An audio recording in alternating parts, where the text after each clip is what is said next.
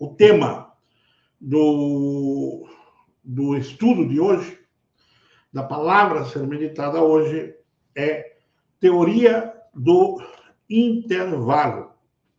Teoria do intervalo. E o texto que nós vamos estar estudando é o primeiro texto da Bíblia, que é Gênesis, capítulo 1, versículo 1 e versículo 2, com ênfase no verso 2, onde teremos ali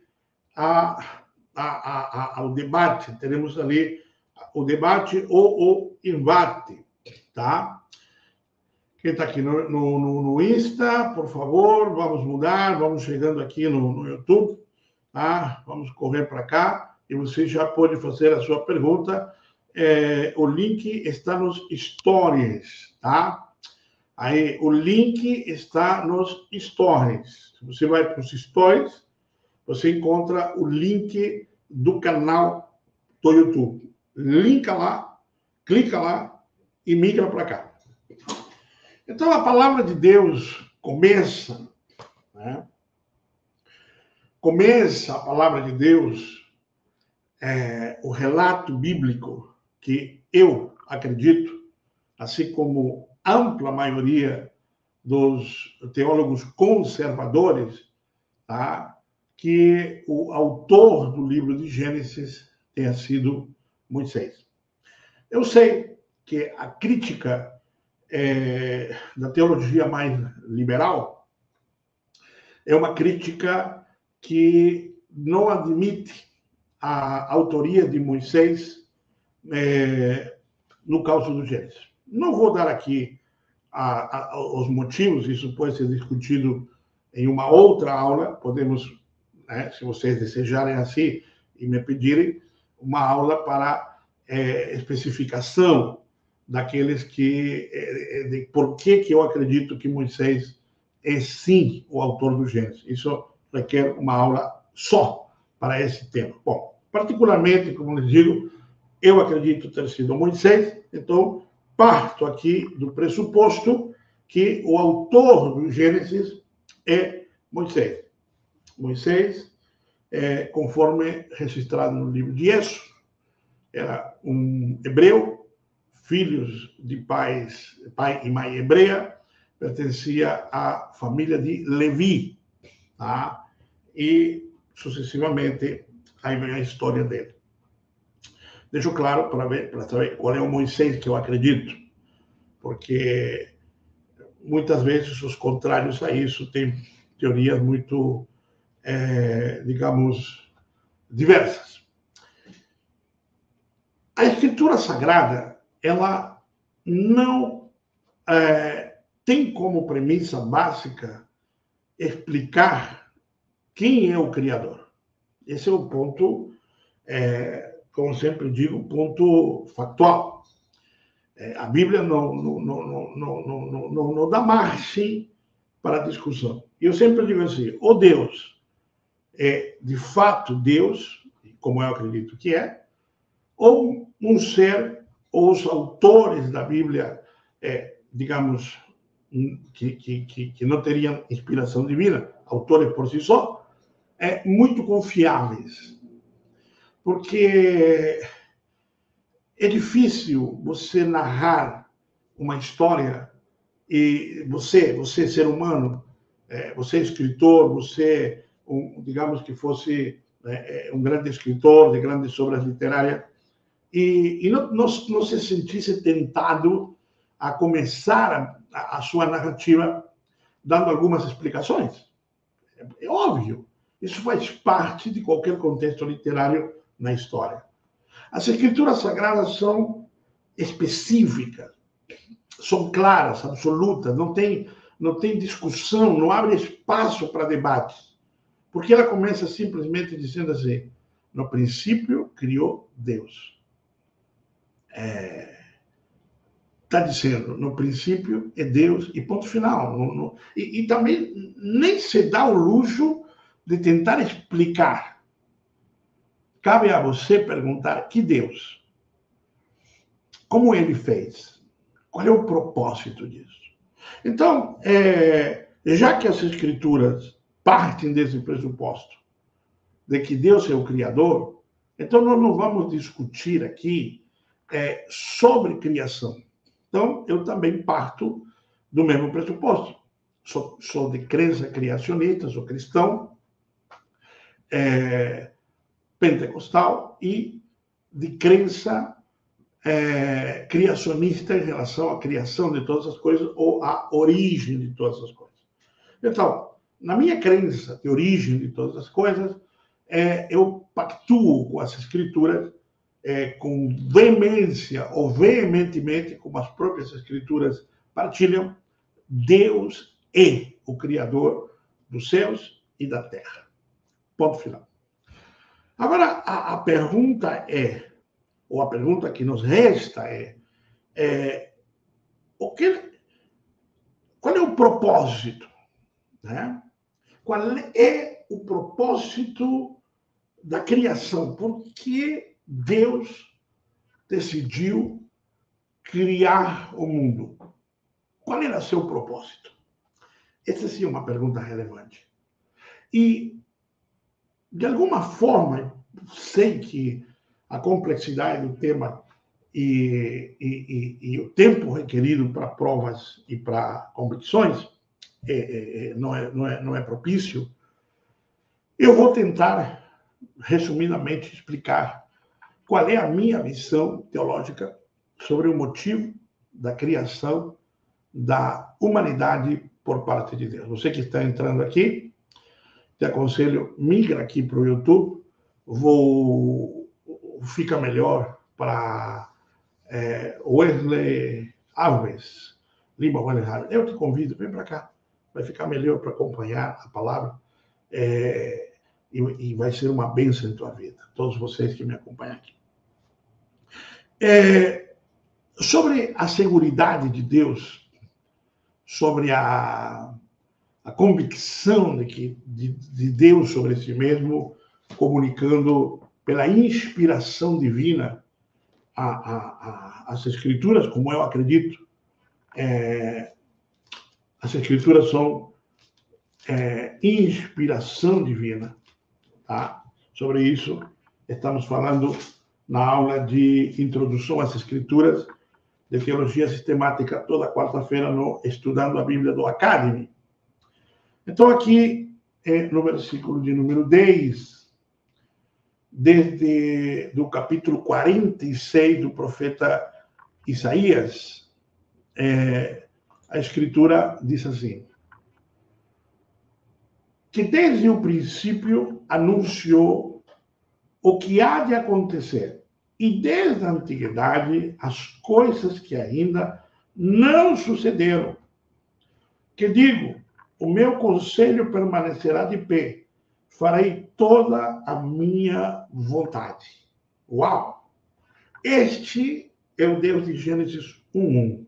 E eu vou ler de novo. Que, desde o princípio, anuncio o que há de acontecer. Desde a antiguidade, as coisas que ainda não sucederam. Que digo, o meu conselho permanecerá de pé, e farei toda a minha vontade. Em uma outra oportunidade, aqui, vocês que estão acompanhando, Marcelo Lima, Renovar Limpezas, Rubias Coco, Violeta Mix. Vamos vir para cá, vamos vir para o YouTube. Vem comigo. Pega ali no Story, está o link da live aqui, você cruza e estudamos junto aqui. Numa outra live, eu quero pegar duas palavras aqui. Antiguidade. E a palavra, o meu conselho. Você vai gostar desse tema.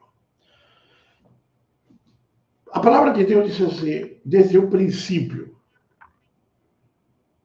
eu anuncio.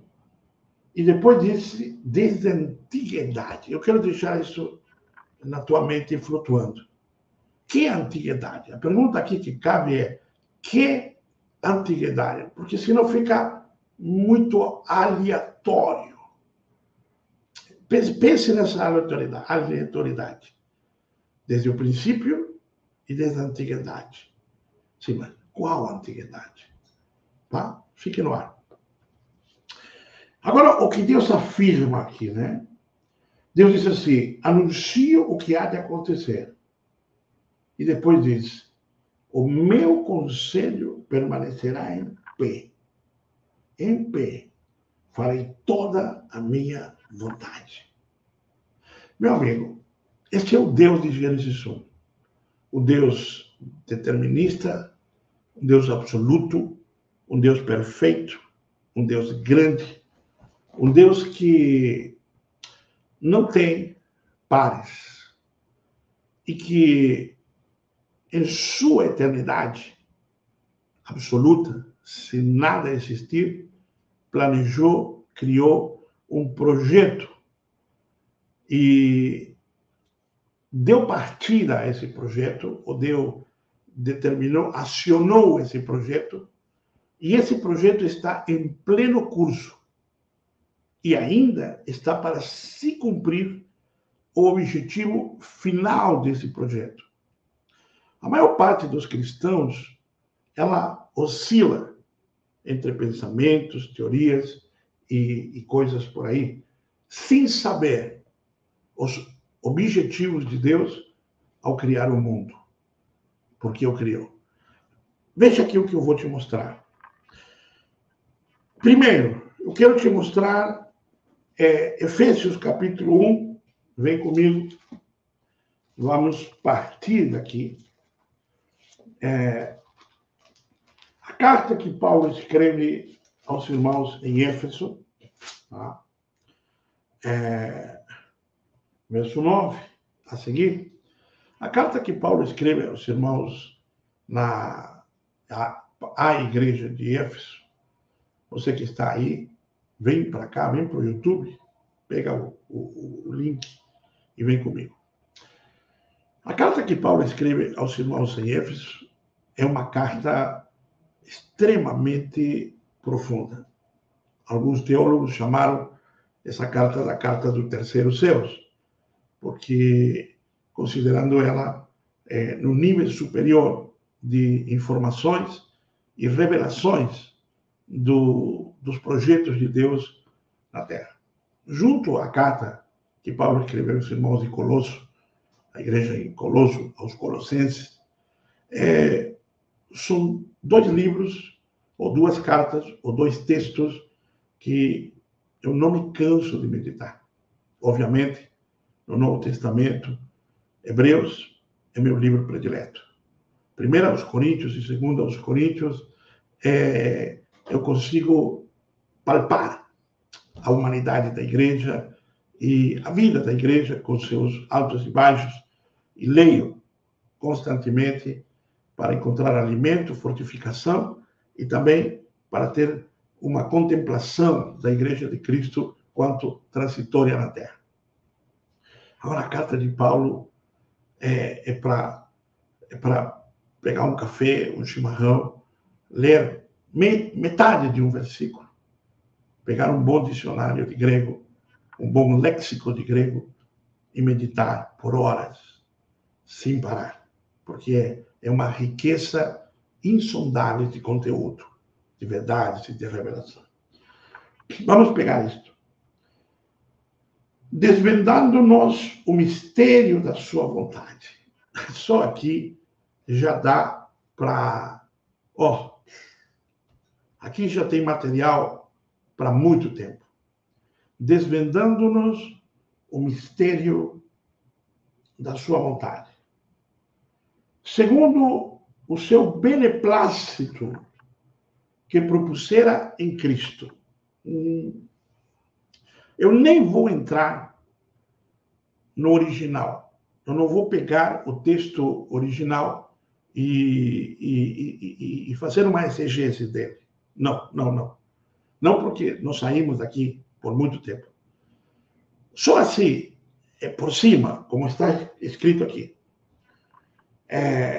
Paulo fala de desvendar um mistério. Mistério é algo oculto, algo que está escondido, algo que está guardado. Né? E ele disse que esse mistério é o da vontade. E também ele especifica que é a vontade de que ele se propôs em Cristo. Então, traduzindo, a grosso modo, Deus escondeu por muito tempo, guardou, escondeu, guardou, de forma secreta, o propósito de ter criado tudo. E o propósito de ter criado tudo, guarde aqui, é Cristo. Ponto. Cristo. A palavra Cristo é a tradução da palavra hebraica Mashiach, ungido, Mashiach. Existem vários ungidos. O Ciro era ungido. A palavra diz que ele era ungido. Nós cristãos somos ungidos, também a palavra nos chama de ungidos. Né? Estamos ungidos pelo Espírito Santo, enfim. Agora, Jesus não é qualquer ungido. Ele é o ungido. O Mashiach, o enviado. Mas esse contexto de enviado, né, de coberto pela unção, não é só um coberto pela unção no sentido natural da palavra. Nós temos que distingui-lo acima de tudo e de todos. Então, a tradução para o grego é Cristo. Cristo. O Messias. Cristo é o propósito. Cristo é, como disse Paulo aos Colossenses, ele é tudo em todos. Então, o ponto alto disto é entender Cristo. Se você entender isto, revelações vão ficar muito fáceis, vão acender fácil ao teu coração. Vamos continuar. De fazer convergir nele, convergir, tudo tem que convergir para ele. Na dispensação da plenitude dos tempos, todas as coisas, tanto as dos céus como as da terra. Preste atenção. A palavra de Deus diz: o plano oculto de Deus era que Cristo, o ungido de Deus, o eleito de Deus, depois nós vamos ver como, quem, se tornasse a primacia de tudo. Está aqui. Tanto a ele tem que convergir. Tudo tem que convergir para ele. Assim como os rios, todas as águas convergem para os rios, todos os rios convergem para o mar e todos os mares para o oceano, assim todas as coisas deverão convergir para o unigênito, o primogênito, o excelente Filho de Deus, como você queira chamá-lo, Filho de Deus, que seja chamado de Deus. Aqui eu não vou discutir trindade ou unicidade nesta palavra, porque eu acho que discutir trindade ou unicidade é algo tão eu diria que é de primeiro grau discutir isso. A igreja do primeiro século não discutiu isso. Ela tinha clareza. Paulo tinha essencialmente claro quem era Deus e os seus planos. Então, não vou discutir isso aqui. Se chame como quiser e veja como quiser. Vamos adiante. Nele digo também, no qual fomos também feitos heranças, predestinados segundo o propósito daquele que faz todas as coisas conforme o conselho de sua vontade. Uau! Lembra do conselho? Lá atrás, de Isaías, que diz que o conselho vai se cumprir, que o conselho vai acontecer, nada impedirá que seu conselho se cumpra. E está aqui no texto. Duas coisas. Primeiro, fazer que tudo converja para Cristo. E nos tornar, nós quem? A igreja. Nos tornar, nós, igreja, herdeiros de tais promessas. E nele, digo, no qual fomos também feitos herança, herdeiros dessa mesma promessa com Cristo, herdeiros do reino com Cristo. Olha que coisa linda. Deus escolheu Cristo e para acompanhar Cristo, ele, nesse quesito que tudo converge a ele, ele pegou a igreja e a colocou do seu lado. Uau! Aqui, a igreja deveria passar a entender por que ela tem tanto valor para Deus. Sabe, uma das coisas que, e aqui eu abro um parênteses para pautar um pouquinho esta apresentação teológica com um conselho de vida de igreja, conselho pastoral. Sabe por que o diabo passa a maior parte do tempo tentando te convencer, você, filho de Deus cristão, de macelas, te alfinetando com dúvidas, traumas, complexos, inferioridade, mente escassa. O diabo está sempre bombardeando tua mente de tudo que é lugar. Ataca pelo mundo, pela ciência, ataca pela teologia lógica, que não raciocina no espírito. Te ataca por todos os lados para que você se sinta mal, pequeno, se sinta um ser insignificante. Que Deus, male, teve misericórdia de você, teve pena de você e te trouxe e te agregou. Não. Segundo a Bíblia que eu leio, você não é um agregado, você é um herdeiro, juntamente com Cristo. Porque diz assim, fazer convergir nele, na dispensação da plenitude dos tempos. Ou seja, quando os tempos estiverem plenos, tá? E este plenos, economicamente falando, devemos encontrar o lugar deste pleno. Porque, para alguns teólogos, este plenos, por isso que eu disse, eu não quero estudar, fazer uma exegese textual do grego.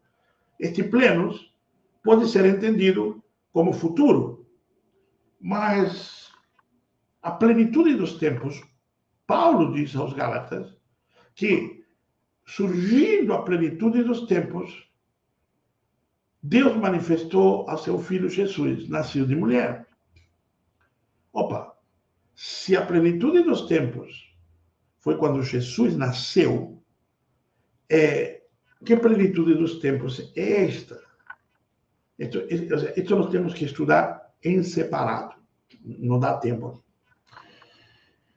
De fazer convergir nele, na dispensação da plenitude dos tempos, todas as coisas, tanto do céu como a terra, e nele, digo, no qual fomos também feitos herança.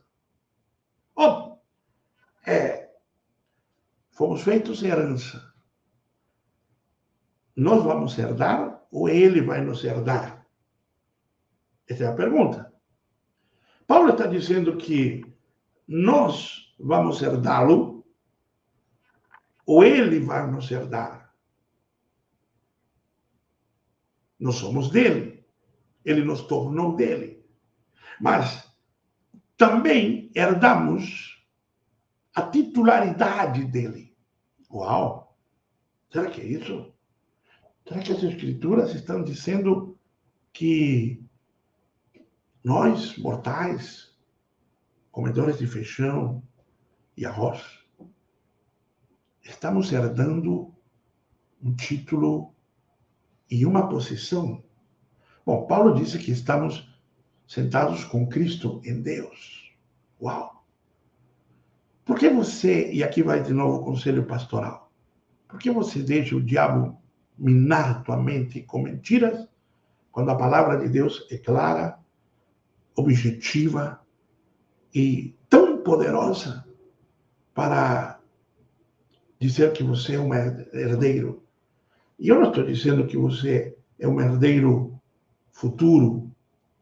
Paulo Henrique acabou de entrar, seja bem-vindo. Grace Ellen, seja bem-vinda. Ana Kelly, Catiele, vem para cá, para o YouTube. Pega ali na descrição do Story e vem comigo estudar no YouTube. Uau! Tudo isso é muito poderoso. É muito extraordinariamente poderoso. É bom que, então, este é o plano. Podemos definir que a eterna vontade de Deus é criar um universo material, com criaturas vivas e uma família para si. Será? Por que eu digo um universo material? Por que Deus criou o universo material, materializado? Interessante a pergunta.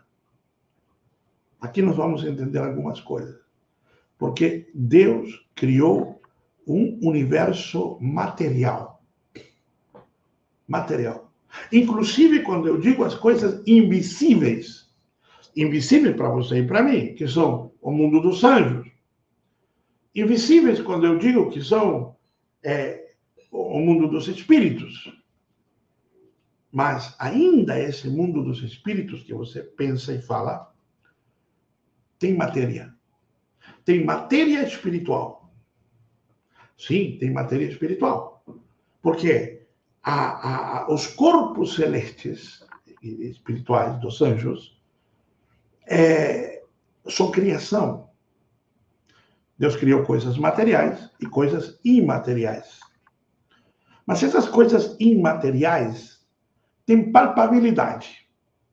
Elas têm palpabilidade espiritual. Paulo disse que as coisas espirituais se discernem com o Espírito.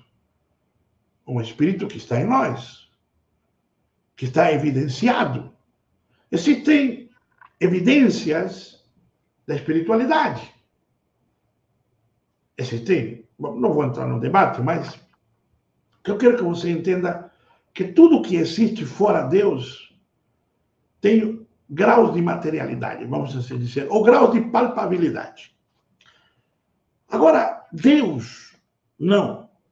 A palavra de Deus diz em João 4:24, Deus é Espírito.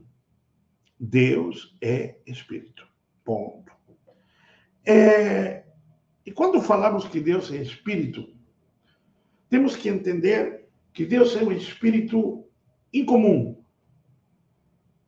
Não há outro Espírito como o de Deus. Não há. Deus é incomum, Deus é imaterial, Deus não tem matéria. Deus é absoluto, incopiável. Deus não pode ser copiado. Você não poderia clonar Deus. E também não podia dividi-lo. E também não podia recriá-lo. Deus não pode ser recriado. Quando Deus disse assim, ouve, ó Israel, o Shema, onde está a palavra Yehad, único, absoluto. Aquela palavra não quer só dizer que Deus, que não tem muito, que não tem mais de um. Quer dizer que ele é absoluto, superlativamente falando, absoluto. Não há como compará-lo e não há como estabelecê-lo. Não pode haver outro com ele ou igual a ele, pela sua unicidade e sua peculiaridade superlativa. Meu Deus. Às vezes eu fico pensando em Deus e entro numa pira, Porque digo, Deus, tu és inexplicável. Inexplicável. Tu és tão inexplicável. Agora, pense bem que esse Deus planejou na eternidade, planejou criar coisas. Agora, ele é um espírito que existe no universo do nada, porque não existia nada antes dele. Ele é um espírito que reside no universo do nada. Não há tempo e não há espaço. Nisto a ciência vai corroborar. A ciência corrobora que o universo começou a partir de nada. Uma explosão. Então, se você perguntar aos cientistas qual é o princípio anterior à explosão, tudo bem, é uma explosão, mas e antes da explosão? A ciência vai dizer, não podemos ter uma tabela cronológica que mostre existência de algo antes do nada. Ou seja, o Big Bang, ela pode mapear, ela pode cronologizar, que palavra é essa? Criar uma cronologia a partir do Big Bang, mas não pode, antes do Big Bang, nada. Bom, nisto a Bíblia, nisto concorda com a palavra, pois a palavra de Deus é clara que Deus é antes de tudo. E Deus é espírito e nada existe, a não ser esse ser espiritual absoluto e incomparável. Agora, esse ser absoluto, incomparável, incopiável e indivisível decide criar. Mas ele vai criar, ele é a matéria-prima. Não há matéria-prima, não há matéria-prima, não há matéria-prima. Que esse ser não existe tempo e espaço, só existe o nada. E ele tem que criar. Então, aqui que surge o propósito da criação. E quando Deus vai criar, você tem que pensar aqui nesse ponto, você tem que raciocinar, fazer um raciocínio lógico, uma conjectura. As escrituras te permitem conjecturar, principalmente quando elas não te dão argumentos claros, assim, explícitos. A palavra de Deus nestes assuntos, ela é mais implícita do que explícita. Você tem que garimpar com muito cuidado e muito amor para encontrar e alinhavar o conceito teológico espalhado dentro do pensamento bíblico dos distintos autores.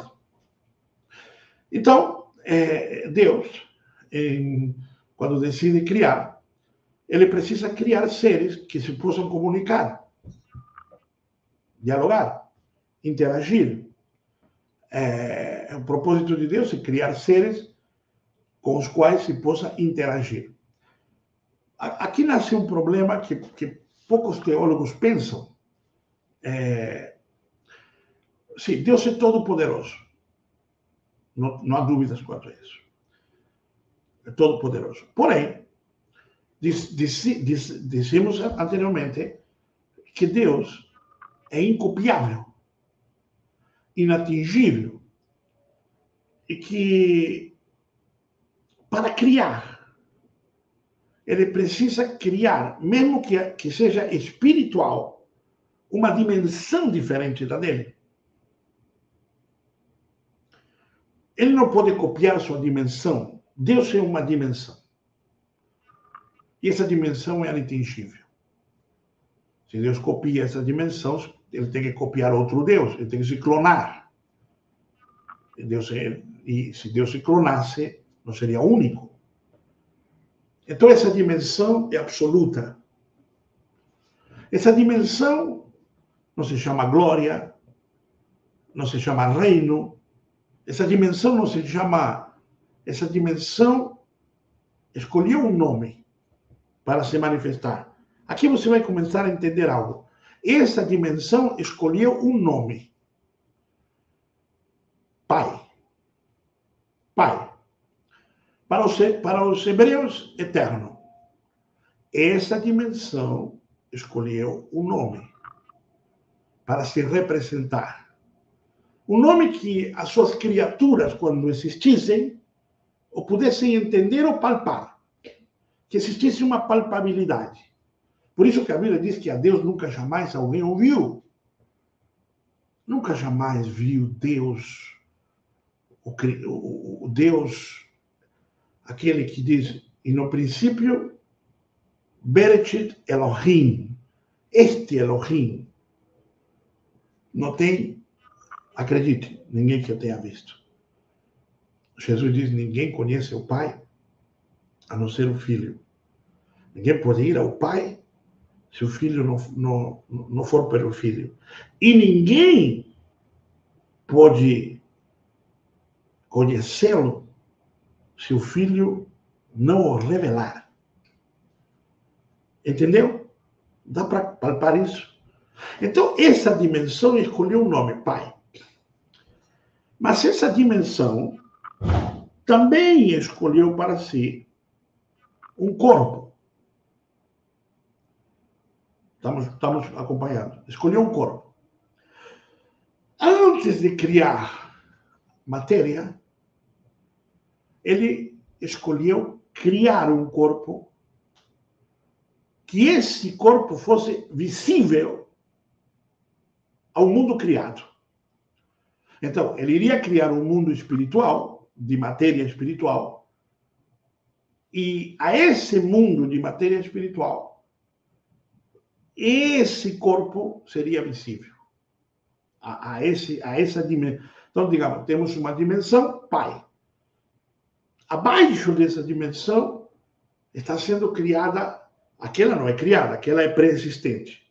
Esta é criada. Esta dimensão criada vai ter um corpo aonde o Pai, aquela figura, Pai, tá? Pegue isso. Entra.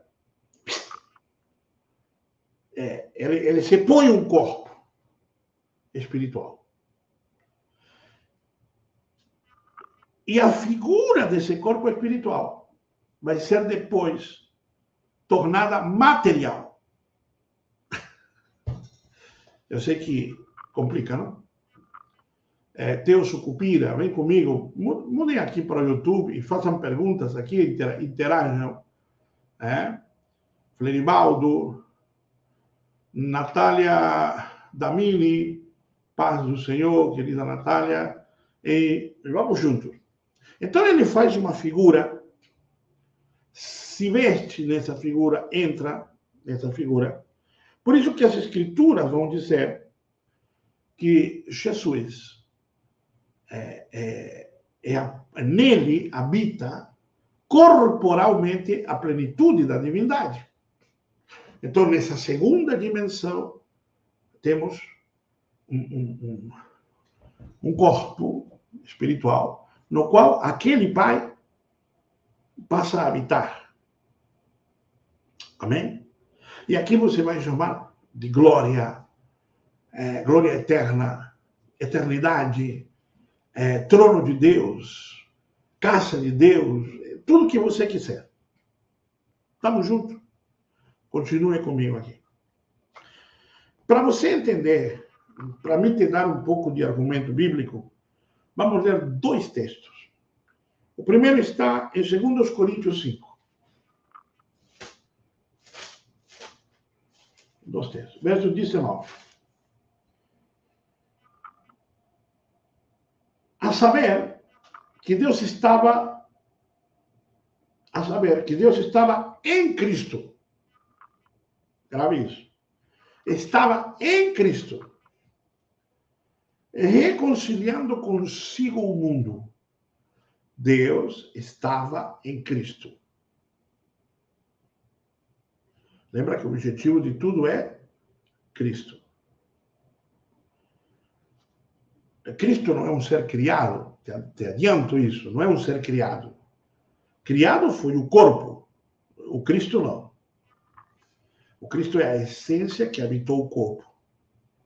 Entendeu? Efésios 5, 27. Por isso que eu digo, eu não discuto Trindade. Eu acho esse tema bobo, muito bobo. A igreja do primeiro século não discutia isso, porque ela, pela revelação de Ruach, ela entendeu, como Paulo explica, quem é Deus. Quem é o Filho, o Espírito Santo. 27.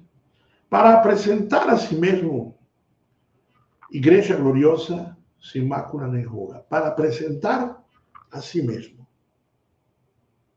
Ou eu me apresento a mim mesmo. Igreja, Jesus, igreja. Espírito Santo vai apresentar. Entende? Entende como o pensamento de Paulo não tinha muitas coisas envolvidas? Para Paulo, tudo era um. E um se manifestava diferente. Entenda isso.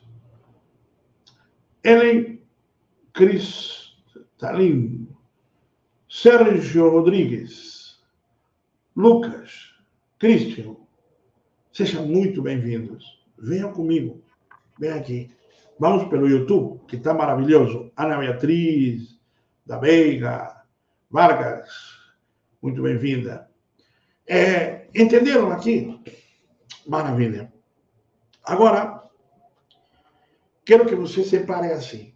No princípio, temos aqui três coisas. Vamos a João 1, para entender isso. João, capítulo 1, versículo 1. Espero que estejam compreendendo, acompanhando e entendendo que estou falando de um único tema, a teoria do intervalo, mas eu preciso passar por aqui para chegar no intervalo. No princípio era o Verbo. E o Verbo estava com Deus. E o Verbo era Deus. Ele estava no princípio com Deus. Todas as coisas foram feitas por intermédio dele. Sem ele, nada do que foi feito se fez. Ponto. Aqui nós temos que separar quatro coisas. Primeiro, no princípio, que princípio? É óbvio que o princípio absoluto. Quando lembram da dimensão Pai, começou a criar. Para começar a criar, tem que criar fora dele. Mas ele é tudo que existe. Ele criou um corpo visível a tudo que ele criasse. Então, no princípio era a palavra. Porque se nada há, o que há é algo que se expressa. E para identificar o que se expressa nesta dimensão, tudo que se expressa é palavra. E palavra é verbo. Kai arques in logos. No princípio, o logos. O logos é a palavra. A palavra é uma pessoa. A palavra é uma expressão. O logos é um ser falante, é um ser que fala ou é a fala do ser? A palavra, porque é a expressão. Deus, a figura Pai, o Criador. Agora, ele tem um corpo. E esse corpo tem fala. Deus não precisava falar. Não precisava verbalizar, não precisava ter idioma. Por que não precisava ter um idioma? Porque ele era absoluto. Na dimensão Pai, ele era absoluto. Ali, não tem como falar. Não há muita gente para conversar ali. Ali é uma dimensão inexplicável. Entendeste? Não dá para explicar isso. Então ele rebaixa e cria uma dimensão onde ele se dá um corpo e neste corpo ele se dá o luxo de falar. E pelo seu poder e pela sua fala traz a existência. No princípio criou Deus pela palavra. Por isso João diz, este é o princípio, este é o verbo. O verbo estava com Deus. O verbo, a palavra, estava com Deus. Era Deus. Opa! Sim, porque Deus é o Pai. E o corpo, o corpo da dimensão, daquela dimensão, Deus passou a habitar num corpo que ele criou, espiritual. Que o Pai criou, espiritual. E a este corpo se lhe deu o nome de Cristo. Claro, aqui, na dimensão que entendemos como Cristo. Pode ser também que se dê o nome de Filho unigênito. Uau! Não, não o corpo. É o corpo. Porque se o Logos é Deus, também nunca foi criado. Tá. Então ele entrou num corpo criado. Uau! Vem comigo. Era Deus. E todas as coisas foram feitas por ele. Opa! Por ele. Por ele quem? O corpo. Sem ele nada se fez. Opa! Tá, entendi. O corpo e o Pai são um. O corpo e o Pai são um. Eu estava pensando que eram dois. Que problema que o Senhor criou. Porque o Pai veio morar no corpo. Habita no corpo. A plenitude. Vamos um pouquinho para frente. Vamos para Colossenses. Colossenses 1. Uau! Eu amo a palavra. Palavra, eu te amo. Aí há quem diga que ela não foi escrita por inspiração divina. Pobre gente. Pobre gente. Verso 15. Este quem? O Logos, o Verbo, o corpo, a segunda dimensão. A imagem do Deus invisível, o primogênito de toda a criação. Meu Deus, Jesus foi criado? Não. Jesus não. O corpo. Para que o Pai morasse dentro. E saísse da dimensão nada para a dimensão que criou. Então, do nada, criou uma dimensão, passou a habitar na dimensão, mas se ele habitasse, o nada, habitasse na dimensão criada, a dimensão criada não poderia recebê-lo. Uau! Por que a dimensão criada não podia receber o Criador? Porque o Criador é muito grande, é poderoso. Não tem como caber. Nada que é criado pode ser morada do Criador. Entendeste? Então ele precisa criar um corpo que eu possa receber e que ele possa viver numa dimensão. O que nunca foi criado passou a viver numa dimensão criada. Sim, e a esta dimensão lhe deu o nome de eternidade. Por isso que a Bíblia diz que Jesus é o Pai da eternidade. A eternidade tem Pai. Entendeu? Pois nele foram criadas todas as coisas.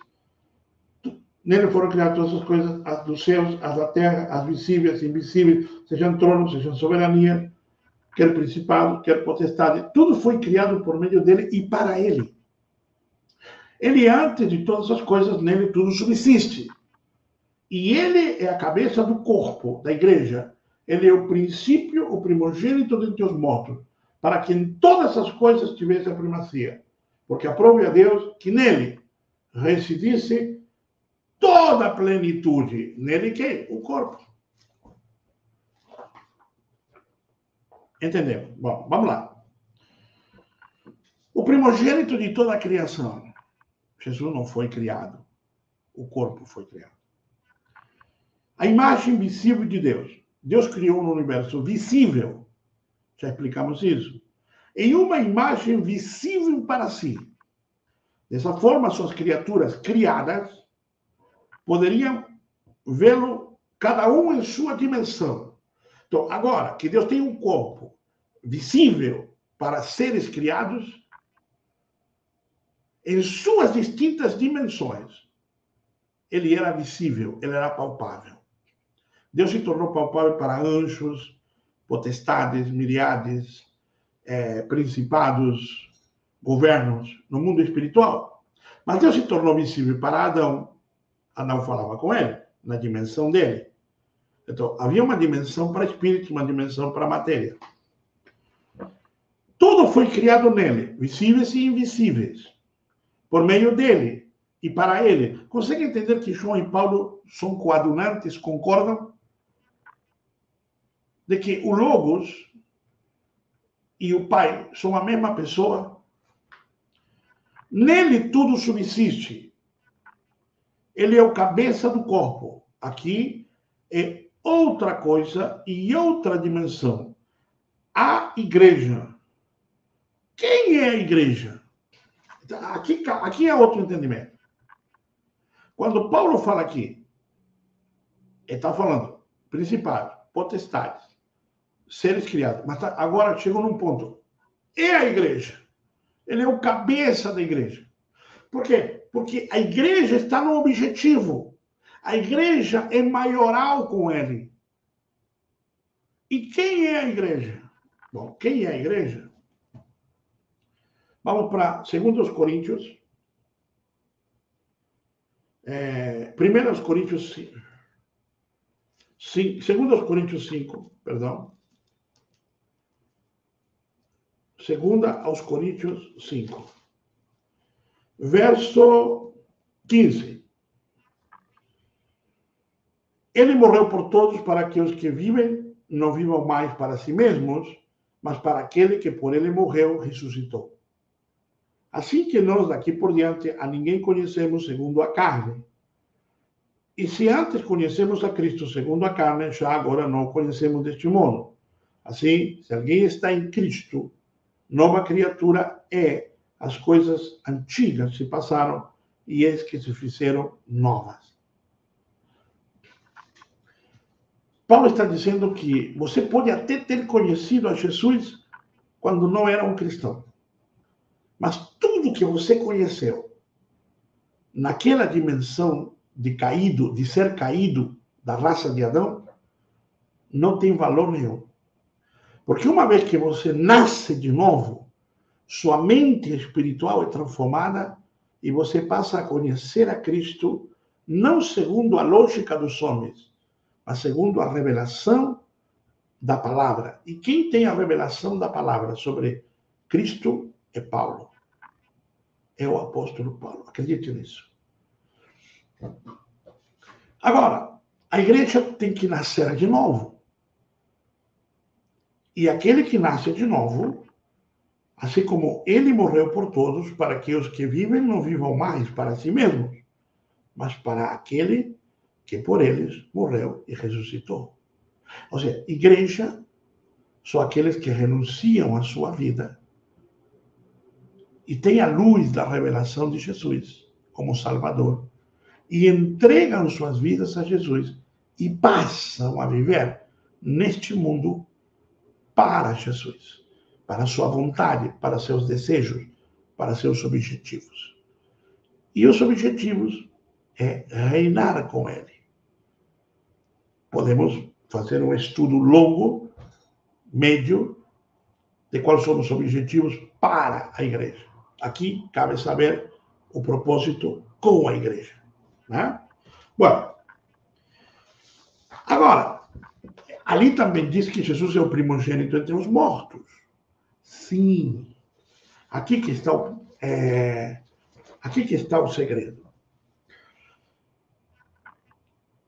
O corpo de Adão, quando a palavra de Deus diz façamos a nossa imagem, ali não é ali não indica que há 3 pessoas em Deus. Não, por favor, não entre nessa.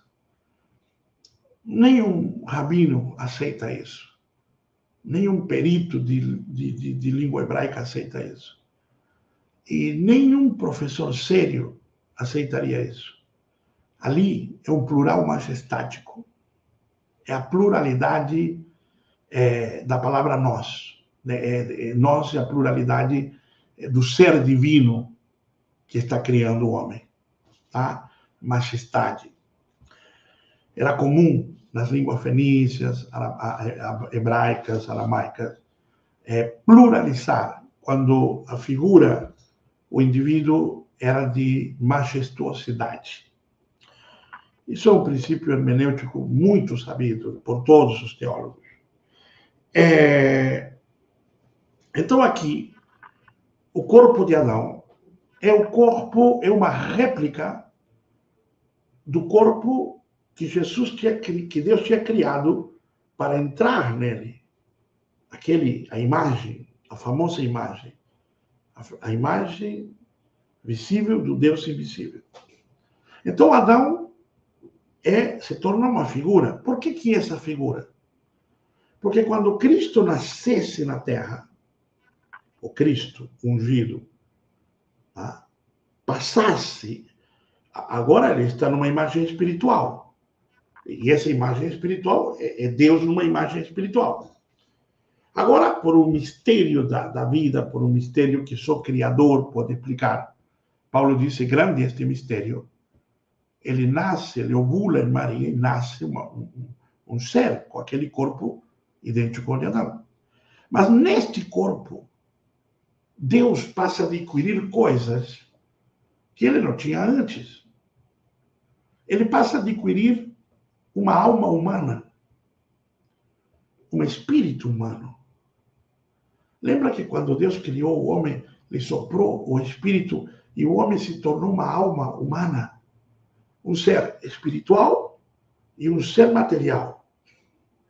Agora Deus tem toda a essência de um homem, mas é Deus. Não deixou de ser Deus. O apóstolo Paulo escreve aos Filipenses algo fantástico. Me acompanha aqui. Filipenses, capítulo 2. Ele diz assim, tende em vós o mesmo sentimento que houve também em Cristo Jesus, pois ele, subsistindo em forma de Deus, não julgou como usurpação ser igual a Deus. Antes a si mesmo se esvaziou, assumindo a forma de servo, tornando-se semelhança de homens, reconhecido em figura humana. Isso quer dizer que o Deus, o Pai, que criou um corpo espiritual, que habitou nesse corpo espiritual, que entrou por Maria e nasce num corpo humano, agora ele não tem, por usurpação, viver plenamente nesse corpo. Porque a glória desse corpo fica lá em cima. E agora ele passa a ter um segundo título. O primeiro título é pai.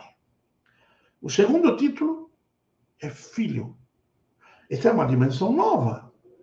Temos uma dimensão espiritual, temos uma dimensão humana. E ele podia ser visto na dimensão espiritual, e pode ser visto pelos anjos. Na dimensão humana, pode ser visto pelos humanos. Agora tem um corpo humano. Na dimensão caída de Adão, para os caídos de Adão. Mas, na outra, espiritualmente, os anjos o reconhecem nas duas. Então, nele reside toda a plenitude, como disse Paulo, mas a glória agora ficou nos céus, na figura do Pai. E na figura de Filho, ele está humanizado. Deus humanizado. Uau, que tremendo. Que tremenda essa revelação. Agora, Vamos fazer um parênteses aqui e vamos voltar para Gênesis, para poder entrar e concluir, começar a concluir neste assunto do lacunismo ou teoria do intervalo. Tá? Então, os teólogos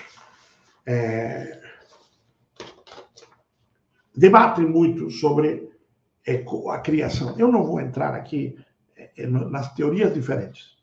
Eu vou defender essa teoria aqui.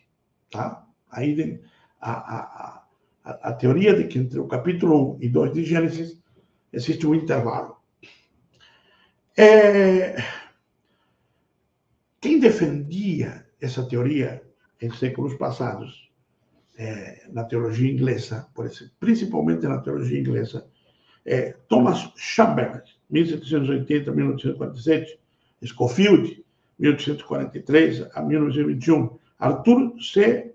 Constance, 1910 a 2004, Gleason Archer, 1906 a 2004, Finis Schenemek, Dake, 1902 a 1977. E eu deixei, por último, para mim, o mais brilhante dos teólogos especuladores e corajosos para meditar no espírito e não só na lógica humana, C.H. Pember. Foi um dos teólogos, nasceu no Reino Unido e morreu, nasceu em 1887 e morreu em 1910.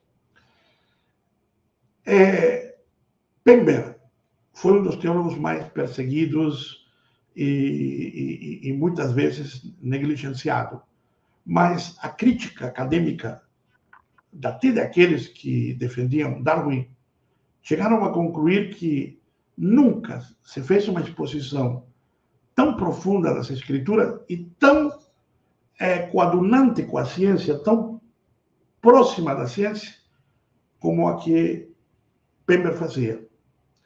A academia moderna não aceita Pember, o rejeita e o considera divagante.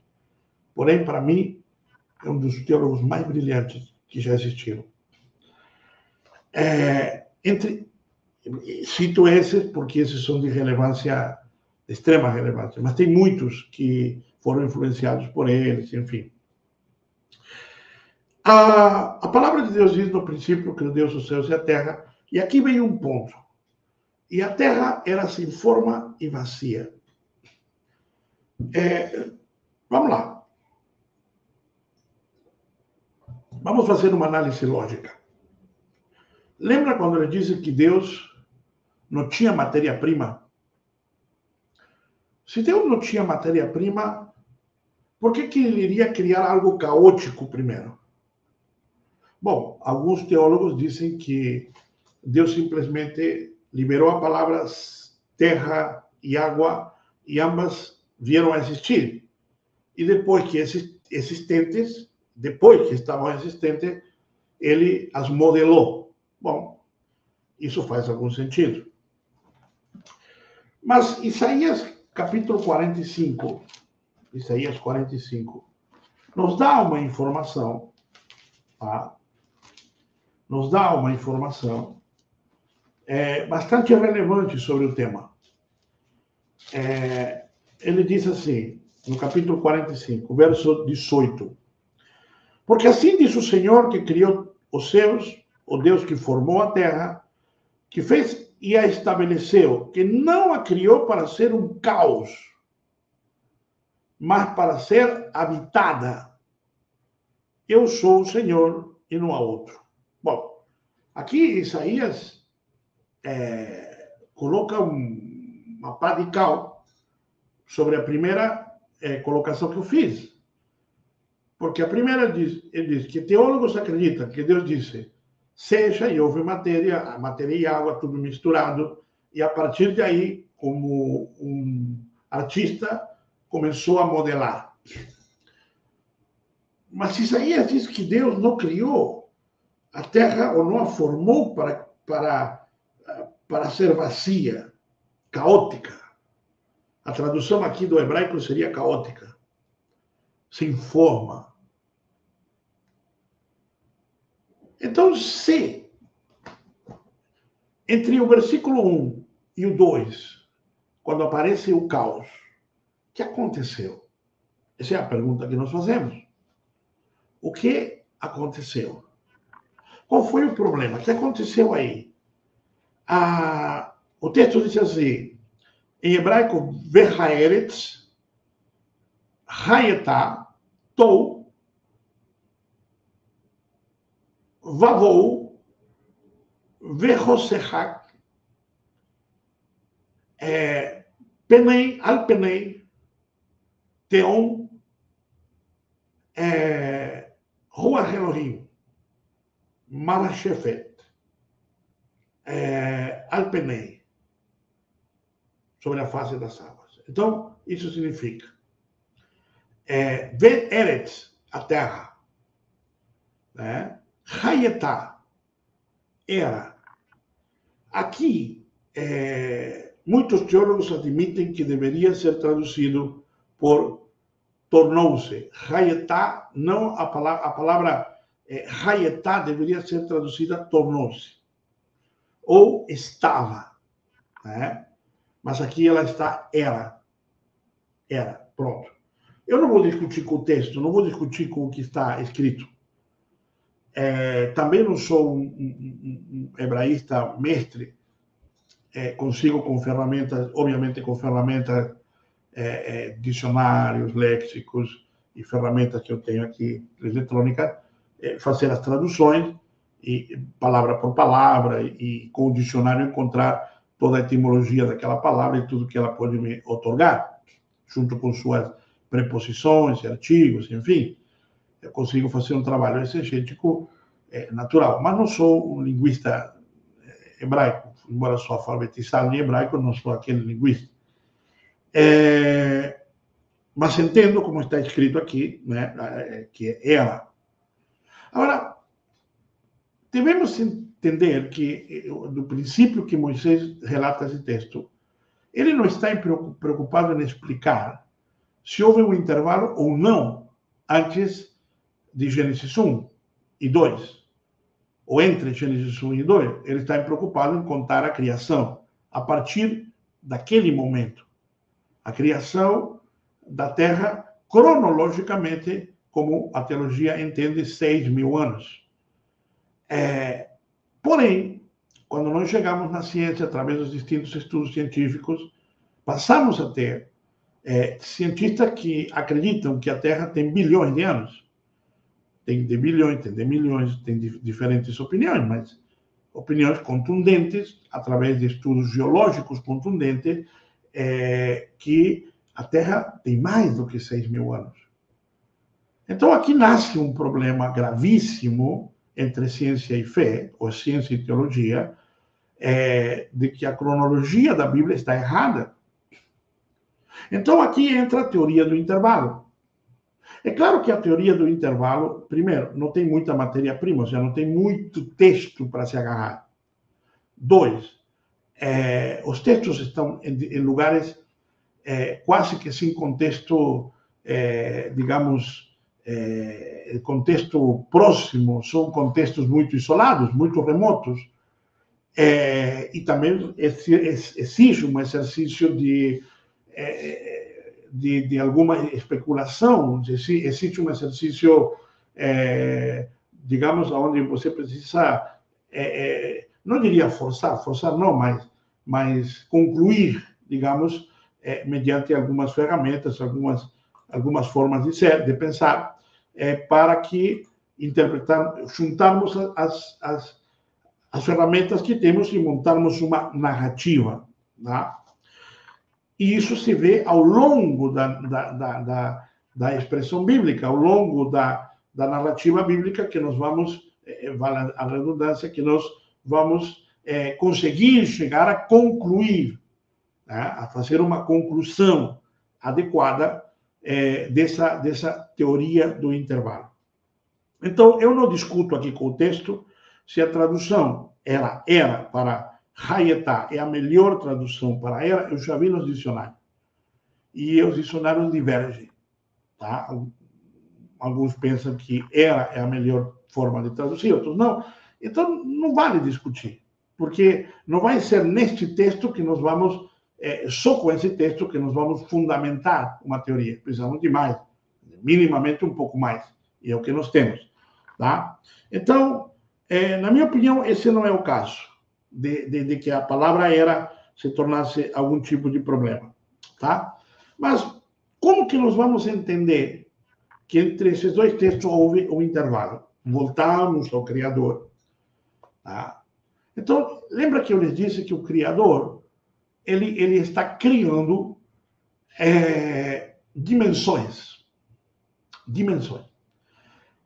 Na primeira dimensão, ele cria o universo invisível. Por isso que, ali que está a palavra, no princípio, aqui que deve ser, aqui que nasce o agarrar.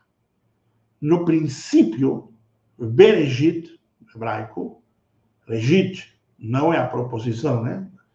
No princípio, o Bereshit, B, esse beit ali é proposição, artigo. Regit, princípio. No princípio, criou Deus. Criou. Quando ele, no princípio, criou. Que criou? Essa é a pergunta. Primeiro. O que criou primeiro? Então, aqui vem a dimensão que eu lhe disse. Pode se chamar dimensão filho, pode se chamar dimensão Cristo, pode se chamar a dimensão do mistério eterno, pode se chamar a dimensão do corpo, da imagem do Deus invisível, enfim, tantos nomes que podem ser dados, que estão na Bíblia. Aí, quando ele cria esse corpo, cria uma dimensão para esse corpo, ele cria o quê? Potestades e principados. Aqui, Colossenses diz isso. Quando viemos a Colossenses, vamos entender aqui em Colossenses, de forma clara, que ele criou, né? Aqui, ó. Pois nele foram criadas, nele. Por que nele? Na dimensão, querido. Nele, a dimensão. Nessa dimensão, foram criadas todas as coisas, nos céus e na terra. Agora, as visíveis para nós, Paulo está dizendo, as visíveis, aqui nós vemos, a matéria, este mundo, os planetas, o Sol, a Lua, o visível. As invisíveis, agora, o universo angelical, tronos, soberanias, principados, potestades, tudo foi criado por meio dele. Dele quem? O corpo. E para ele. Lembra? Deus se filtrou. E agora está nesse corpo visível ao mundo espiritual e criou todo esse universo espiritual. Bom, nesse universo espiritual, tronos, sabemos que ele criou um anjo, um ser. Criou muitos anjos. Mas criou um para ser o chefe de todos. O grande anjo. Tá? Alguns chamam esse anjo de Lúcifer. Mas Lúcifer não é bem o nome dele. O hebraico chama ele de Hassatan. O anjo opositor. Aquele que se te opõe. Em todo o Antigo Testamento, e no Novo Testamento também, os discípulos vão chamar, Jesus vai chamar o vosso inimigo, é o Ra-Satã. Talvez esse seja o nome mais apropriado. O opositor, aquele que se opõe. Tá? Bom, no judaísmo tem diversas opiniões para esse anjo, como para todos os anjos, e para os que se conhecem e os que se desconhecem. Eu vou me ater à visão cristã do fato, para não trazer confusões. Tá? Na visão cristã, esse anjo foi criado para governar o mundo invisível, ou aquela dimensão. Tá? Vai comigo. Só que aquela dimensão não era só uma dimensão invisível, no sentido do mundo para nós. Tinha também criações materiais, matéria palpável, visível, como hoje, ou talvez de alguma figura diferente, mas com carne e com ossos. Como sabemos disso? Bom, não somos nós que sabemos disso, a ciência sabe disso, a arqueologia sabe disso, a geologia sabe disso, porque quando se escava essa terra, Eretz, este Eretz, se encontram ossadas de seres monstruosos, que não existem hoje. Você já deve ter ido a um museu arqueológico, aqui tem muitos no Brasil, ou deve ter visto algum documentário, estudado em algum momento, sobre os dinossauros, todos esses seres que são chamados de pré-históricos, porque não existem em nossa história, estão numa outra história. Então, todos esses seres, todas essas ossadas, dinossauros, prontossauros, heterossauros, não sei o que mais dinossauros, existiram, é um fato. E não me venha que existiram na época de Noé, porque a cronologia de Noé é uma, a cronologia da ossada é outra. Temos dinossauros com 60 mil anos, com 60 milênios. Temos com 200 mil anos. Ou seja, estamos encontrando ossada que por trabalho científico, de observação científica, de catalogação científica, de homologação científica, com 200 milhões de anos. Junto a essas ossadas, ou em camadas próximas a essas ossadas, tem-se encontrado ossadas de seres humanos, ou pelo menos de ossadas de seres que se parecem com seres humanos, como o Pithecanthropus erectus, o homem de Neandertal e outros mais que se tem encontrado ao longo da pesquisa. São ossadas que estão aí, se encontraram mãos, pés, fêmuros, antebraços, crânios, que datam geologicamente, historicamente, através dos processos de análise científica, que são quase que infalíveis, para lá de 200 milhões de anos. Então, essas coisas não encaixam na cronologia bíblica de Adão. Não encaixam. A cronologia bíblica de Adão, segundo o judaísmo, que são as mais perfeitas, temos 6.000 anos, 5.000 e poucos anos. 6.000 para a teologia. Então, temos aqui um problema grave, por isso que a ciência vai refutar a Bíblia com só essa informação. Por isso que a teoria do intervalo é a que melhor se encaixa, porque a teoria do intervalo acredita que Deus criou um ser, um anjo de luz, um ser, para governar todo o universo dos anjos. Todo. Baseado em quê? Baseado em que lá em Apocalipse, está escrito que o grande dragão, antiga serpente. Então, o grande dragão e a antiga serpente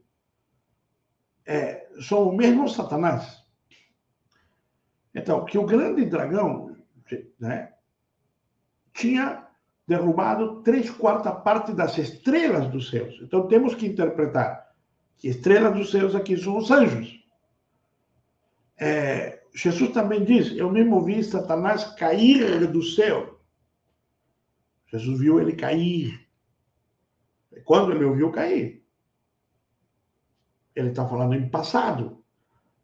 É óbvio que em algum momento do passado ele foi expulso do seu lugar. Então, nós temos aqui evidências, como eu disse, poucas, mas objetivas, de que havia uma criatura preponderante, forte, grande, criada para governar, junto com Deus, ou junto com a imagem de Deus, ou junto com Deus, por assim dizer, aquela dimensão. E aquela dimensão tinha uma dimensão celestial e uma dimensão terrenal. Assim acredito eu.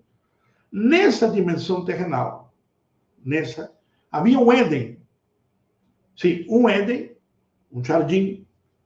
E nesse jardim, talvez toda a terra era um jardim, existiam raças de seres pré-adâmicos, antes de Adão. Existiam dinossauros, brontossauros, existiam anjos, né? Se você olhar a visão do Tolkien, no Senhor dos Anéis, você tem os elfos, que os elfos representam o mundo dos anjos. Você tem os anãos, você tem vários povos distintos. Tanto Tolkien quanto o Lewis tinham um conceito imaginário da teologia e eram muito bons nisso. Então, pense bem, o mundo, nesse tempo, a criação nesse tempo, era mais ou menos como representada pelo Tolkien. Ou talvez como Lewis em Nárnia. Uma dimensão onde o mundo angelical e o mundo material, ou as dimensões, dialogavam entre si. Dialogavam, comercializavam, enfim, ali a tua imaginação vai ter que flutuar bastante. E nesse período todo, que não sabemos quanto tempo durou, é impossível saber, milhões de anos, para nós, começa a surgir um problema. O problema que começa a surgir é esse ser, esse anjo primaz, vamos chamá-lo, um arcanjo, um arque, começa a sentir orgulho. Eu vou ler o capítulo 14 de Isaías. Claro. O capítulo 14 de Isaías não fala de Lúcifer. Fala da Babilônia e do rei da Babilônia. É óbvio, eu sei disso. Os críticos da teoria do intervalo vão dizer que esse capítulo não fala de Satanás, nem de Lúcifer. E não fala, é verdade. Porém, esse é um capítulo que está escrito num conceito, digamos, de uma dupla referência no mesmo texto. As profecias messiânicas, que estão nos Salmos, por exemplo, né? Disse meu Senhor ao seu Senhor, assenta-te à minha direita, até que ponha teus inimigos por estrado de teus pés. Essa profecia não fala sobre Davi, fala sobre o Messias. Assim como inúmeras profecias do Novo Testamento, do Antigo Testamento, são de dupla referência. Textos cantados que mencionam o Messias e não o rei Davi. Ou seja, na realidade, sim, está falando do rei Davi. Porém, a figura por trás do rei Davi, que está sendo mencionada, é outra.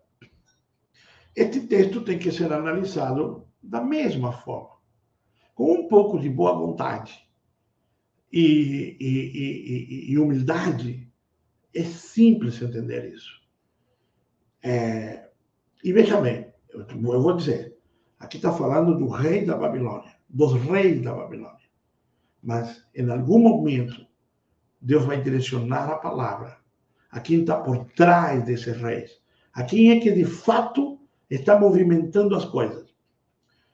Quebrou o Senhor a vara dos perversos e o cetro dos dominadores, que fariam os povos com furor, com golpes incessantes e com ira dominavam as nações, com perseguições irreprimível.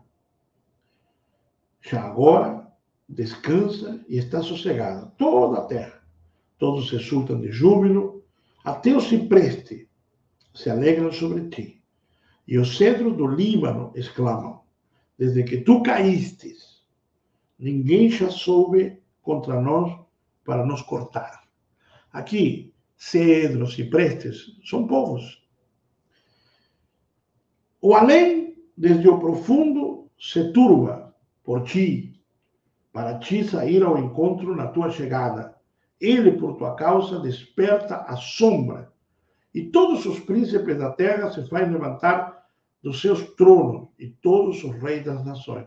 Todos estes respondem e dizem: tu também, como nós, estás fraco, e és semelhante a nós, derribada está na cova tua soberba. Então, sim, está falando de reis babilônicos, mas sutilmente se encaminha para uma figura escondida e uma mensagem de dupla referência. Como caíste do céu, ó estrela da manhã, filho da alva. Daqui vem o nome Lucifer. Lúcifer, estrela da manhã, estrela brilhante, estrela que brilha mais, né? Alguns chamam do planeta Júpiter. Como foste lançado por terra, tu que debilitavas as nações. Aqui é, como caíste do céu. Aqui é uma referência, como dizendo, se um dia o Ra-Satã se deixou tomar pela soberba e de lá em cima foi derrubado. Tu descias no coração, eu subirei aos céus, acima das estrelas de Deus. Subirei ao céu. Aqui, céus não é céu visível. Aqui não é o Axamanjin, é o visível. Aqui subirei ao céu acima das estrelas. Estrelas aqui são os anjos. Então está dizendo, subirei acima dos anjos de Deus e exaltarei, da estrela de Deus, exaltarei o meu trono no monte da congregação, me assentarei e nas extremidades do norte. Subirei acima das mais altas nuvens e serei semelhante ao Altíssimo. Aqui está falando de um homem natural que se arroga a grandeza de Deus e o mentor espiritual dele, que na outra vida anterior à criação adâmica, ele passou pelo mesmo episódio. Só que este episódio era um universo de outras figuras existentes e ele era responsável por tudo. Adorar a Deus, era o regente da eternidade. E em algum momento seu coração ficou tão orgulhoso por causa da sua beleza e poder que diz: bom, eu serei como Deus. Subirei. Ela estava embaixo. Talvez no jardim do Éden, do outro Éden. E disse: eu vou subir e eu vou me sentar no trono de Deus. E assim, derrubado foi por terra. Ele e todos aqueles anjos que o seguiram. Todos aqueles anjos que o seguiram são os principados, as potestades. Depois nós vamos ver os espíritos desencarnados daqueles que tinham corpo humano. Já me aguarda aí, chego lá. Vamos para Ezequiel 28. Ezequiel 28. Ezequiel 28. Rapidamente. E vamos ler também com o mesmo critério hermenêutico. Veio a mim a palavra do Senhor dizendo, filho do homem, disse ao príncipe de Tiro. Aqui o príncipe é de Tiro. Tá? Assim diz o Senhor Deus. De novo, volta a dizer, aqui está falando de um príncipe humano. Visto que se eleva o teu coração e dizes, eu sou Deus, sobre a cadeira de Deus me assento no coração dos mares, não passas de homem e não és Deus, ainda que estimas o teu coração como se fora o coração de Deus. Então, veja bem, está falando com um homem que se imaginava que era tão grande quanto Deus. Um delirante. Mas por trás deste delirante estava um que lhe proporcionava os delírios. E Deus está falando com os dois. Assim, presta atenção, não passa de homem e não és Deus, ainda que estimas o teu coração como se for um coração de Deus. Agora, presta atenção no 4, no 3. Sim, és mais sábio do que Daniel. Não há segredo algum que se possa esconder de ti. Opa! Aqui Deus começou a definir, digamos, a qualificar a figura. Aqui não é o rei de Tiro. Aqui sim, é mais sábio do que Daniel. De ti não há segredos que se possam esconder. Pela tua sabedoria e pelo teu entendimento alcançastes o teu poder. Adquiristes ouro, prata nos teus tesouros. Então, aqui volta para o homem. Pela extensão da tua sabedoria e no teu comércio aumentaste tua riqueza. E por causa delas se eleva teu coração. Então, aqui de novo, existe a questão de formosura e riqueza. Você vê que naquele tempo, Satanás governava e se empoderava de coisas. Foi montando uma rebelião que deve ter durado muito tempo. Não sabemos nada sobre, temos só indícios, mas fortíssimos indícios. Pela extensão de tua sabedoria no teu comércio aumentaste a tua riqueza, e por causa dela se eleva teu coração. Assim diz o Senhor Deus, visto que estimas no teu coração como se fora o coração de Deus. Eis que eu te trairei sobre ti os mais terríveis estrangeiros dentre as nações, os quais se desmanharão a espada contra a formosura da tua sabedoria e manharão o teu resplendor. Eles te farão descer a cova, morrerás de morte dos traspassados no coração dos mares. Dirás, ainda diante daquele que te matar, eu sou Deus, pois não passas de homem e não és Deus no poder do que te traspassa. Da morte de incircuncisos morrerás, por intermédio de estrangeiros, porque eu o falei, diz o Senhor Deus. Pronto. Aqui está falando com o rei de Tiro, não se discute. Veio a minha palavra do Senhor dizendo, filho do homem, levanta uma lamentação contra o rei de Tiro. E disse, assim diz o Senhor Deus, tu és sinete de perfeição. Aqui está falando sobre o Hassatan. Tu és sinete da perfeição, cheio de sabedoria e formosura. Estavas no Éden, jardim de Deus. De todas as pedras preciosas te cobrias. O sárdio, o topázio, o diamante, o berilo, o ônix, o jaspe, a safira, o carbúnculo, a esmeralda, de ouro, se te fizeram os engastes e os ornamentos no dia em que fostes criado. Ora, o rei de Tiro, o príncipe de Tiro, não pode ter sido criados.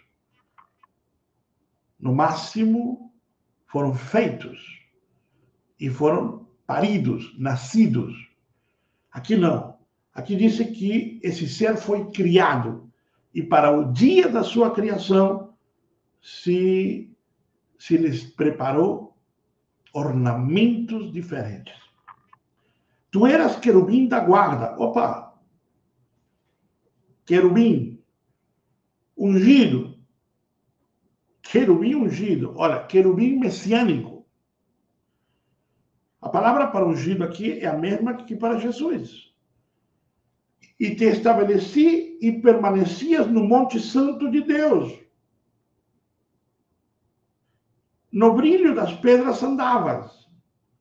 Perfeito eras no teu caminho, desde o dia em que fostes criado, até que se achou iniquidade em ti. Na multiplicação do teu comércio se encheu o teu interior de violência. Pecaste pelo que te lançarei profanado fora do monte de Deus e te farei perecer, ó querubim da guarda, no meio do brilho das pedras. Elevou-se o teu coração por causa da tua formosura. Corrompestes a tua sabedoria por causa do teu resplendor. Lancei-te por terra, diante dos reis pus para que te contemplem. Pela multidão das tuas iniquidades, pela injustiça do teu comércio, profanastes os teus santuários. Eu, pois, fiz sair do meio de ti um fogo que consumiu e te reduziu a cinza sobre a terra, ao solo de todos os que te contemplam. Consegue perceber que esse texto é de dupla referência e está mencionando o rei de Tiro, assim como o rei da Babilônia e também o rei que está por trás de tudo isso. Então, agora aqui temos uma descrição de um ser que existia em um Éden, que não pode ser o Éden de Adão, e que sua soberba o fez querer ser como Deus, e de lá foi expulso. Ele e 3/4 partes das estrelas, dos anjos do céu. Com ele saíram potestades, principados, tronos. Para entendermos isso, precisamos ir rapidamente a Éfeso. Carta de Paulo aos Efésios, no capítulo de número 6, vamos encontrar uma referência extraordinária. Efésios 6, verso 12. Porque a nossa luta não é contra carne nem sangue. E se contra, preste bem atenção, principados, potestades, dominadores deste mundo tenebroso, contra forças espirituais do mal nas regiões celestes. Então temos aqui 4 categorias. Temos aqui principados, potestades e dominadores deste mundo tenebroso e forças espirituais. Por uma razão hermenêutica, devemos considerar que Paulo está dizendo que lutamos contra seres espirituais nas áreas de maldade. Então, quando o Hassatan, identificado como Lucero da Manhã, pela importância que ele tinha, lembra, querubim ungido, se desvia pelos propósitos que já falamos, sabedoria, inteligência, orgulho, e convence tanto aquela raça que vivia na Terra, como parte da criação angelical, e se apresenta para uma batalha para destronar Deus. Aqui, ele é expulso. Jesus diz, eu vi Satanás cair do céu. Eu mesmo vi cair do céu. Então ele caiu. Quando ele cai do lugar que ele subiu. O Éden, o antigo, esse anterior Éden. E nesse Éden, Deus o destrói e nasce o caos. Então, começa Moisés a relatar, dizendo, no princípio, criou Deus os céus e a terra. E aí começa, e a terra, Haeret, estava sem forma e vazia. E o Espírito do Senhor, Ruach, né? Ruach, é o Espírito do Senhor, né? Como está aqui, Alpenei, Teon, Alpenei Teon, Vahu, Verrocher, aqui, Elohim, aqui, a Elohim, Varuach Elohim, Varuach Elohim, e aqui vem a palavra, Merachashef, se movia o Espírito do Senhor sobre as águas. Agora entenda algo, essa classificação que Paulo dá, a última, a quarta, tem o nome original, é pneumáticos. Pneumáticos. Sim, a mesma palavra para pneumáticos. Pneu, pneumáticos, é por causa de que são objetos que levam ar. Né? Objetos que levam ar, em grego, são pneumáticos. De onde vem a palavra pneuma, espírito? Porque a palavra para espírito é fôlego. Então, ali Paulo diz, bom, entendemos os príncipes, as potestades, entendemos também os poderios, mas os pneumáticos, os espíritos deste mundo tenebroso, nos lugares celestiais. Há uma curiosidade, porque onde estão? Nós sabemos que os espíritos desencarnados do dilúvio estão em prisões para o dia do juízo. Judas e Pedro falam disso.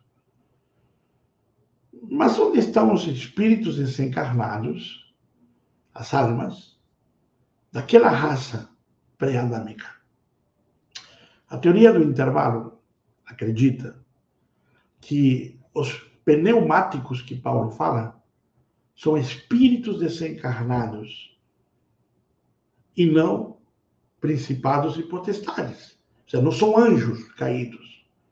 São espíritos de uma raça como a nossa, humana. Uma raça com características humanas. E não uma raça com características espirituais. Por isso que eu lhes disse, Deus fez seres que o palpassem. Porque ao Deus Criador, a essência plena, a Bíblia diz, nunca ninguém jamais viu. Esses espíritos, em Mateus 8:28, esses espíritos, Mateus 8:28, vem comigo. Isso aqui tá bom, não tá bom? Deixa eu só ver os comentários. Se você acha que está bom, dê um joinha aí. Dê um like, tá? Para promover o meu canal. 8:28. Põe eu estou gostando, gostei. Me dê uma força aí no meu canal. Eu tô me esforçando para te dar um belo conteúdo. E semana que vem eu vou trazer outro. Se você quiser o tema, põe o tema ali que eu trago para vocês. Tá? Está incrível, diz o Alberto. Tem mais? Quem tem pergunta, põe pergunta aí. 8:28. 8:28. Tendo ele chegado a outra margem, a terra dos Gadarenos, vieram-lhe ao encontro 2 endemoniados, saindo dentre os sepulcros, a tal ponto furiosos que ninguém podia passar por aquele caminho. E eis que gritavam. Olha, os demônios não queriam que ninguém passasse ali. Ali era deles, espíritos da terra. E eis que gritavam, que temos nós contigo, Filho de Deus? Viestes aqui atormentar-nos antes do tempo? Que temos nós contigo, Filho de Deus, vieste nos atormentar antes do tempo? Ora, andava passando, não longe deles, uma grande manada de porcos. Então, os demônios lhe rogavam: se nos expeles, manda-nos para a manada de porcos. Pois ide, ordenou-lhe Jesus. E eles, saindo, passaram para os porcos, e eis que toda a manada se precipitou e despenhadeiro abaixo para dentro do mar, e nas águas pereceram.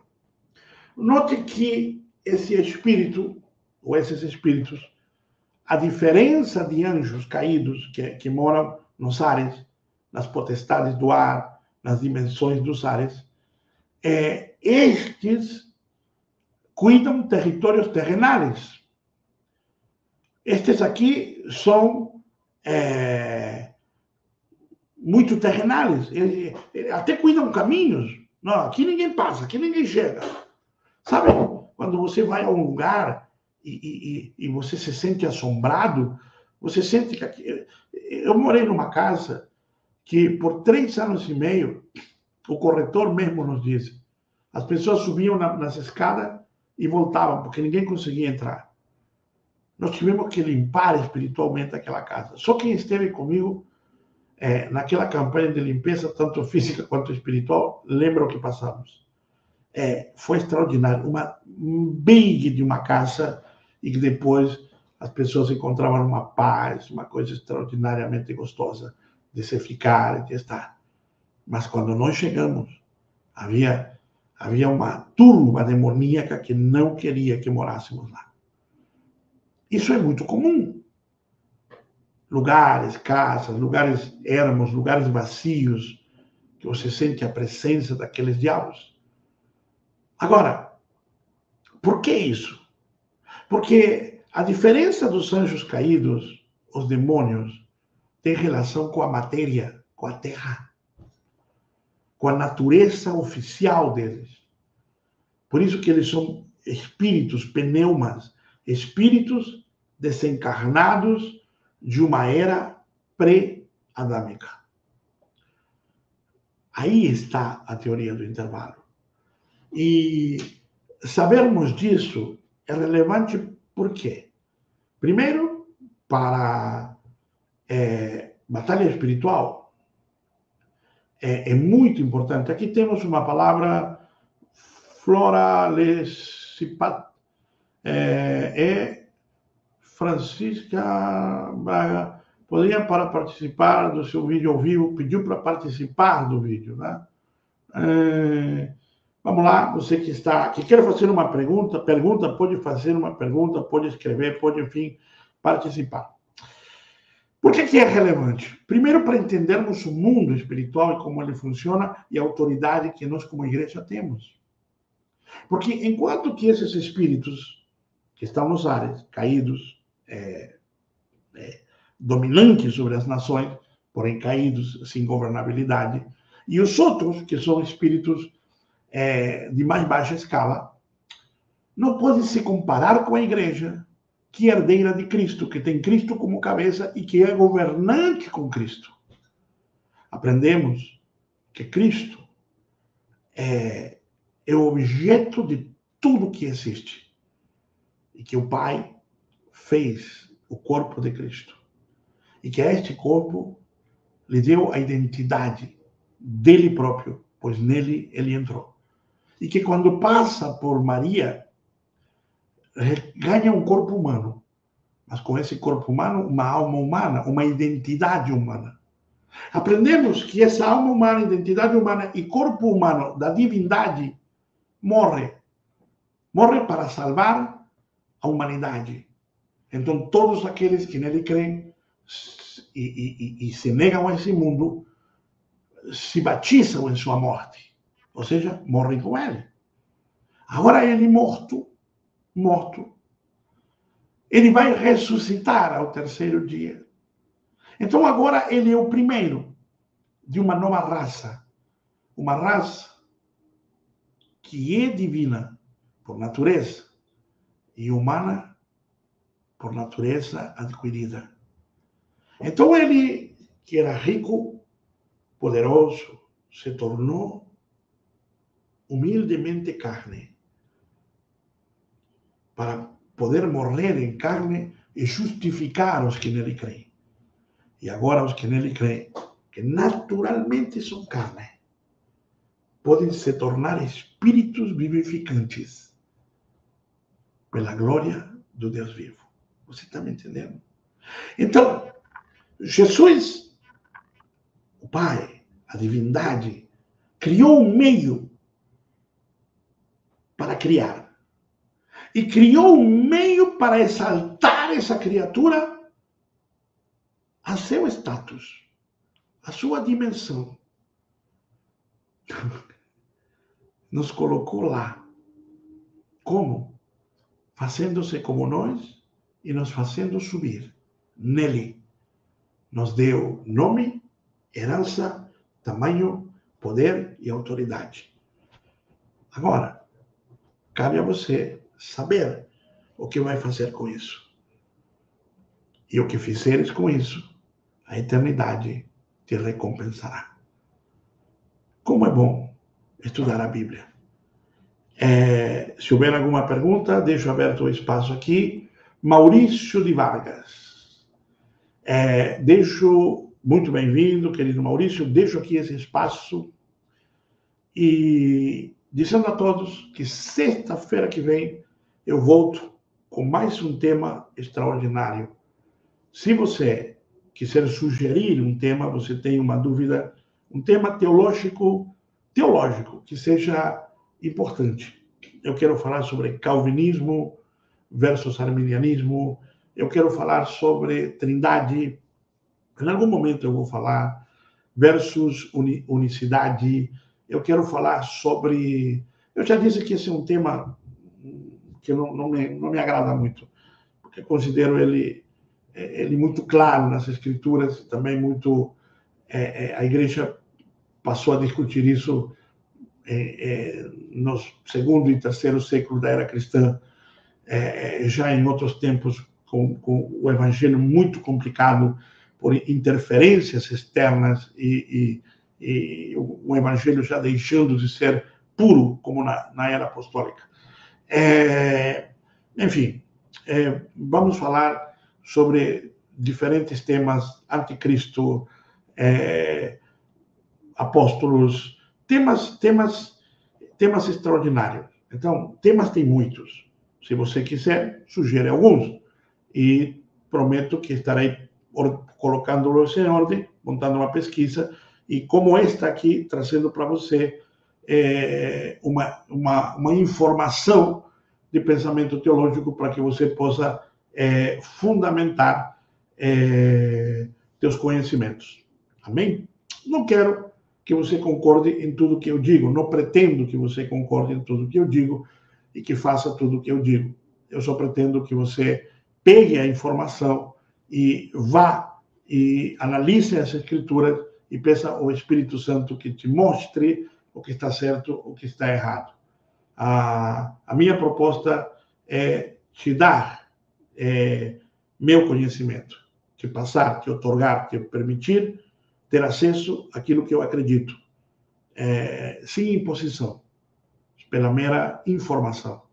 Daí, para mais, você faz as suas escolhas e pesquisa e trabalha em cima do que eu estou lhe formulando.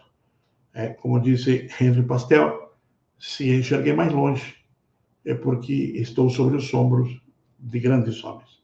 Eu estou colocando o meu pequeno ombro para se pôr debaixo dos teus pés. Então, shalom, shalom, que Deus possa te abençoar rica e poderosamente até sexta-feira próxima com um novo tema.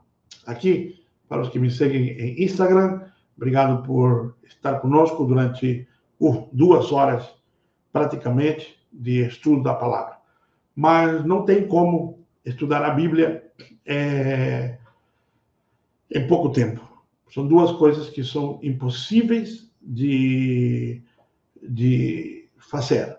Estudar a Bíblia em tempo recorde. Não tem como.